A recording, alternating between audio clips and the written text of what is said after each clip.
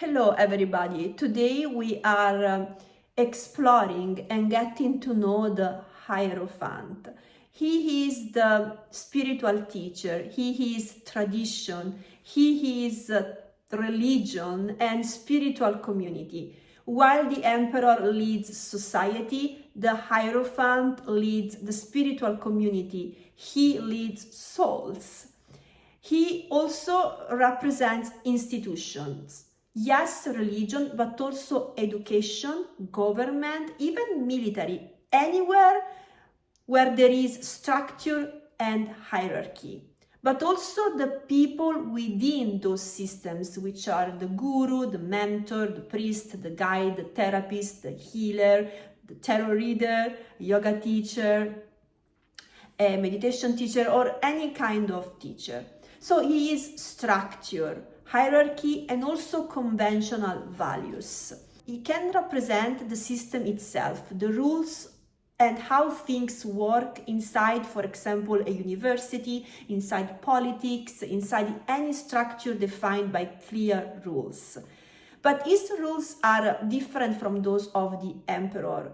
The emperor's rules are created to help you or the community to expand, grow, and create order in the physical world.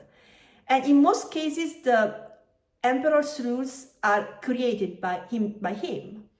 Instead, the rules of the Hierophant are already established, are older and rooted in tradition, and they are there more to keep the community together and to give direction and create order in the spiritual world. At the highest, the Hierophant respects individuality within that structure. He doesn't force one belief system. He understands that there are different approaches to the same practice, and I would say that he is a catalyst. He highlights the importance of finding your own inner guru and using structure to understand a deeper but also personal spiritual truth.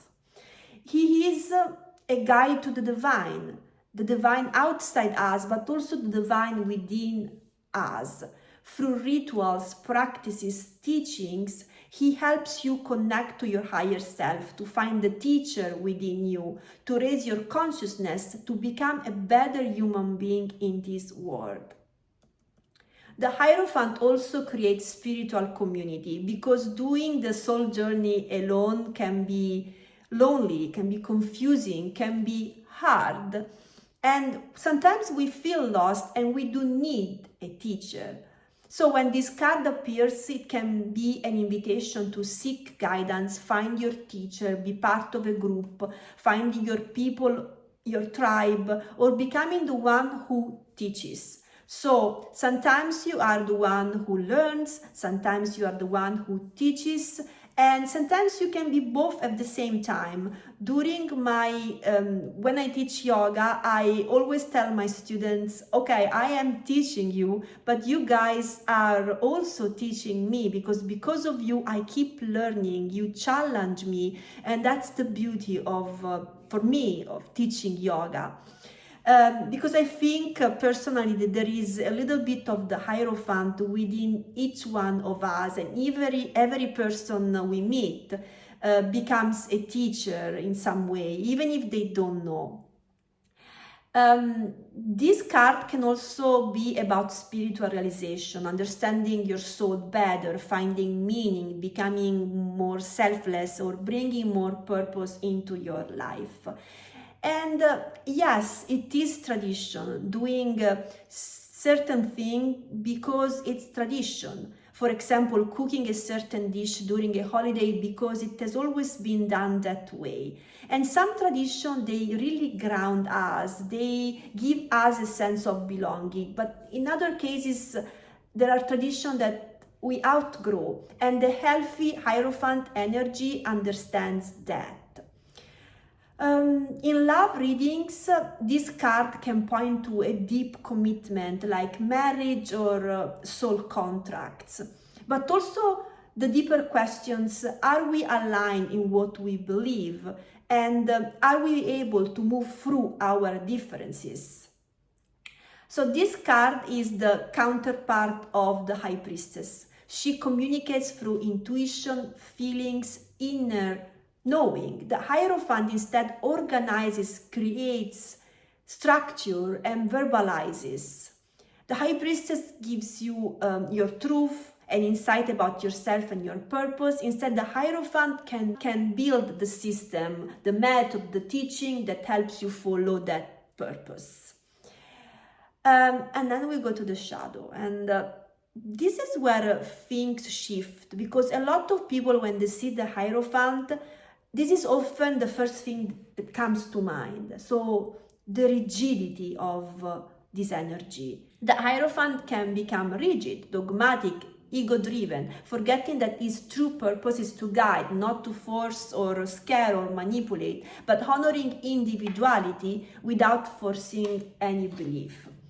Its energy can turn into cult energy or even organized crime structure system built on control rather than truth.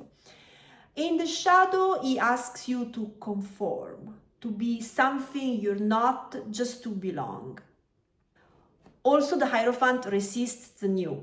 He holds tightly to rules and to what has always been. He doesn't want to question its own beliefs, even when something more aligned is trying to come through. So it can also show that you're stuck in beliefs and values that maybe are no longer aligned with who you are becoming and your own truth. The same structure that can guide you, so can also limit you. Instead of helping you grow spiritually, it can block your individuality, keeping you inside a system that serves itself more than it serves you.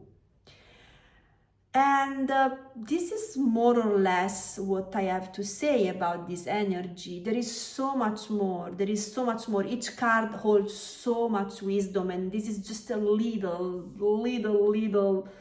thing that I'm sharing with you, and you have to explore more. You have to see the Hierophant next to another card and see what these two cards together are telling you, and maybe they bring you toward a totally different story and energy. So please be open, be really open. Again, you can explore this energy, the Hierophant energy, also when you learn about tarot, because if you become too dogmatic and rigid, you don't get all the beautiful messages that come from the tarot practice.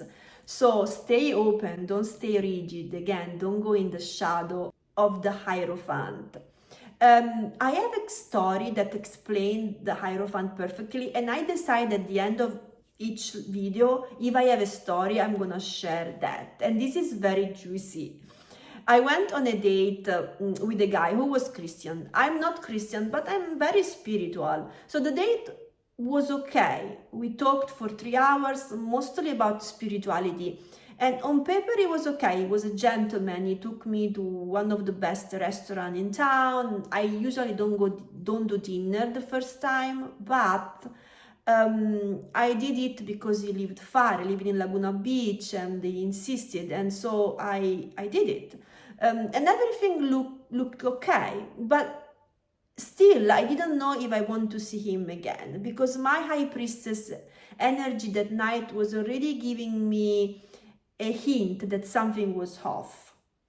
So I brushed it aside and I decided to give that another chance. So a couple of weeks later, he asked me out again.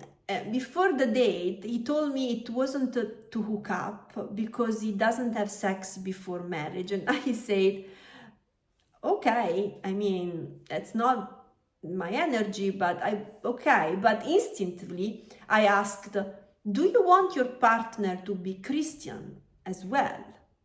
And he paused for a moment, and then he said, not necessarily in the beginning, but I want her to be Christian eventually.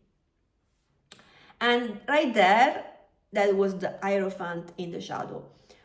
You know, not honoring someone else's path, that rigidity, that expectation to change someone to fit the system and to fit also himself.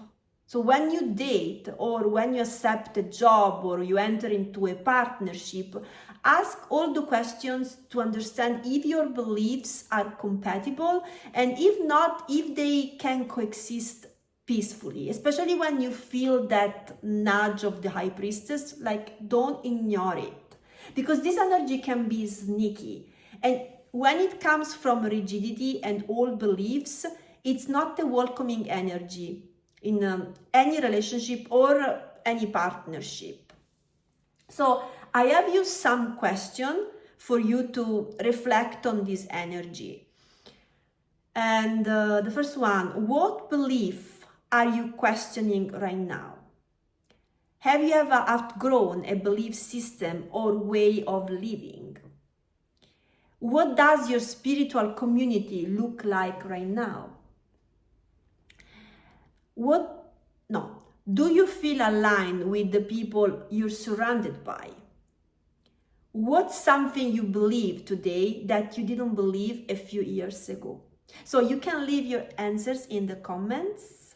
You can answer to all of them or just one. And you can like or subscribe so you can really support me in this journey. So